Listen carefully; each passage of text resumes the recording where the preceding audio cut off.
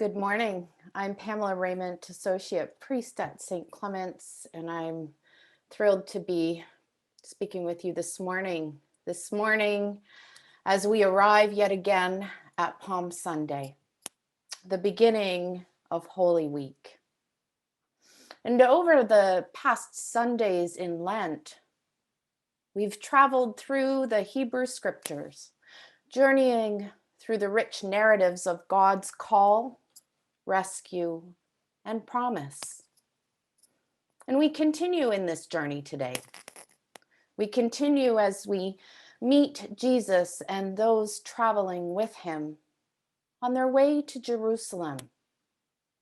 And I'd like for us to begin by spending a little time here, entering into this part of the story, this journey into Jerusalem for the celebration of Passover, exercising our imaginations a bit, if you will. Picture it. The roads that Jesus and his friends were traveling, they would have been really busy, crowded with many travelers headed to the same place. Think of the highway leaving the city on a long weekend, pre-pandemic. Everyone eager to reach their destination. But as Jesus and his friends get close to Jerusalem, instead of putting the pedal to the metal for the last leg of the trip and saying no more bathroom breaks, Jesus slows down and sends two of his disciples to go and get a young donkey, a colt, and bring it to him. They do this, and they are met with minimal objection when they borrow a donkey from the nearby village.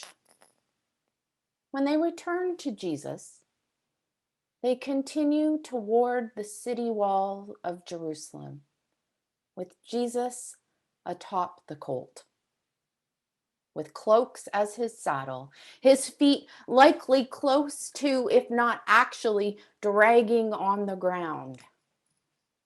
And it's upon this donkey that Jesus enters the city. Now, the crowd of those following Jesus and those they meet along the way, they actively engage in this humble procession by laying their cloaks on the ground and spreading leafy branches that they had cut from the fields before him, creating a pathway for him to travel along.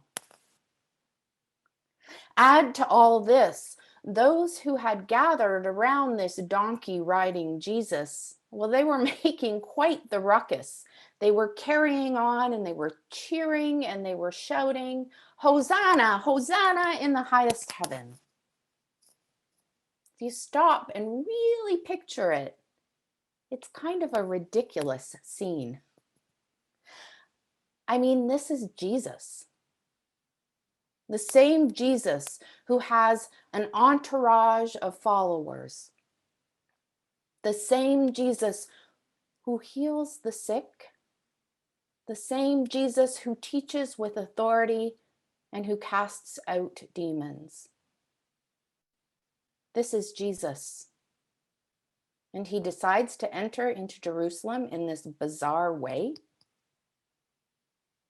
But all this pageantry, everything about this parade has significance.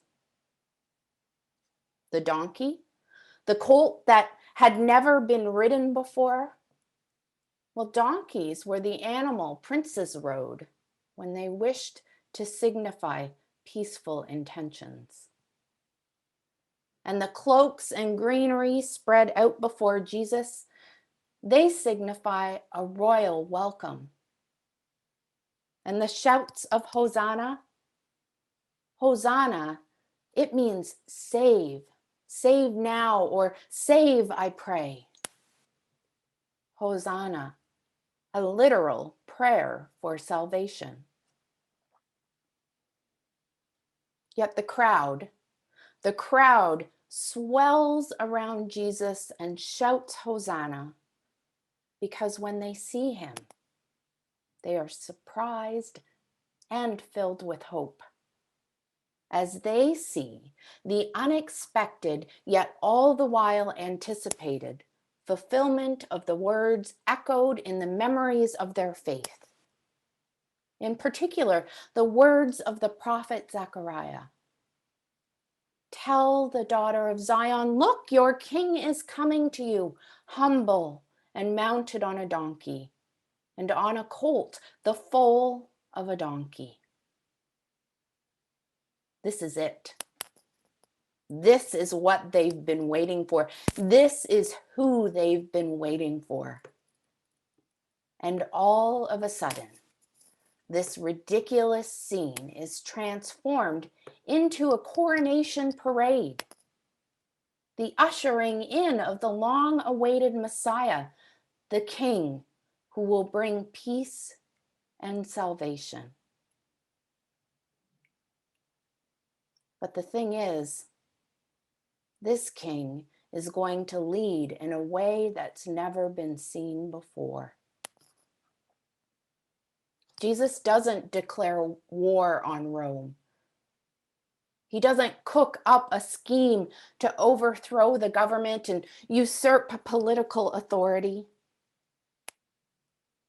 Instead of resorting to violence and self-preservation to save his kingdom, to save Israel, to save all of us,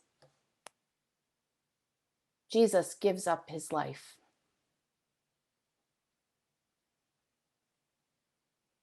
Today on Palm Sunday, we'll wave our versions of palm leaves and we'll shout Hosanna. But we know that what comes next is brutal. The next part of the journey is filled with betrayal and suffering. It's the part where we hear the shouts of Hosanna in the highest turn to crucify him. In a year wrought with challenges that we never thought we'd have to wrestle with, believe you me, moving from Hosanna in the highest right to he is risen is enticing. But maybe this year, more than ever, walking beyond the path of cloaks and palms, all the way to the foot of the cross, is just what we need to reorient us in this dizzying time.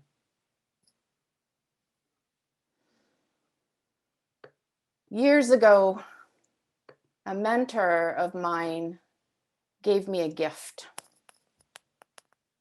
I opened up the beautifully wrapped present, half expecting a cross or book or something along those lines, only to find a carved wooden figure of an insect.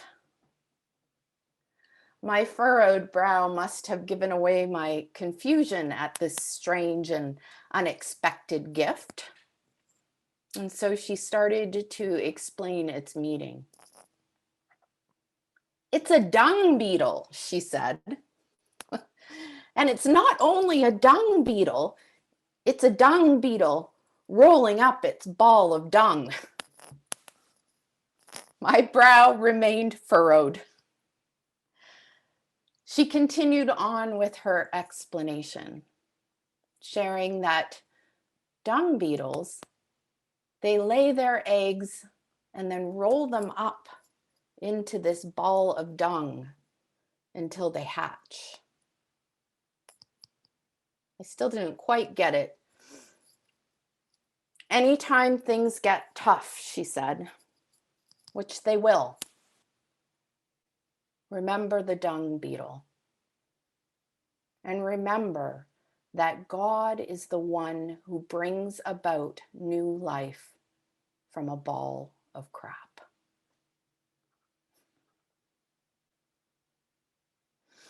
Right now, in this moment of the pandemic, we are tired and fed up. We're weary and impatient. We just want to hug our parents, have dinner with friends, or be able to have a proper funeral to say goodbye to a loved one. We don't want another Holy Week at home. I haven't even had a Holy Week in the church building yet. But this Holy Week, this movement through suffering to salvation, invites us to know without a doubt that the one we follow knows the depth of sorrow and pain. That the one we follow knows what it is to weep, to hurt, to die. So let's keep traveling together through this difficult part. This part that seems caught between despair and joy, not unlike these pandemic days. Let's enter today in this parade of palms and song, and then keep walking, finding our footing in prayer Monday through Wednesday. Sitting with Jesus at the virtual table as we recall the events of his last night with his friends on Maundy, Thursday. Watching and meditating as Jesus takes up his cross on Good Friday, and stopping in the silence of Holy Saturday. And then let us rise together in celebration next Sunday, knowing that through the cross, Jesus, this donkey-riding King, shows us another way, the way of sacrificial love that sustains us, keeps us rooted, and invites us into new life, even when things around us may feel a little bit like a ball of dung.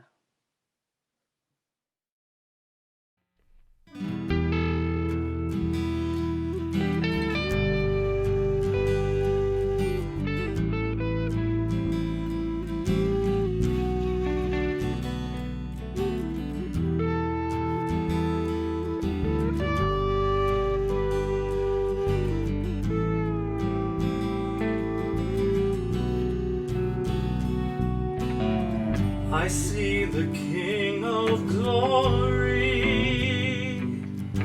coming on the clouds with fire.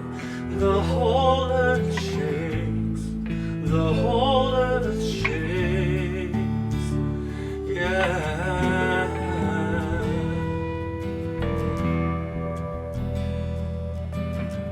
I see his love and mercy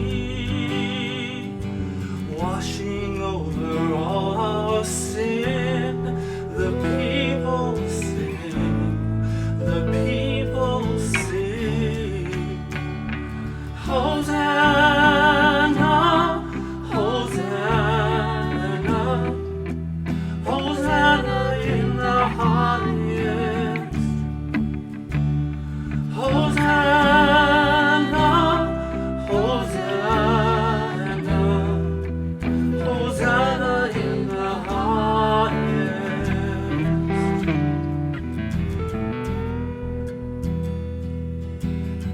I see a generation rising up to take their place with selfless faith, with selfless faith. I see a near revival stirring as we pray and seek. We're on our knees, we're on our knees. Hosanna, Hosanna,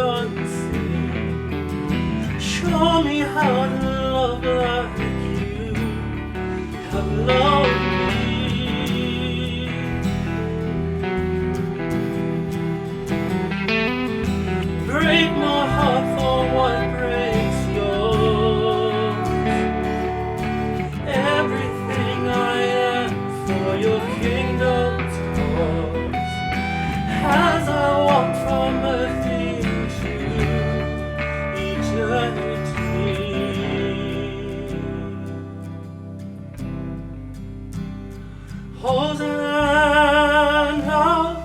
Hosanna, Hosanna in the highest. Hosanna, Hosanna, Hosanna in the highest. Hosanna, Hosanna, Hosanna in the highest. Hosanna, Hosanna.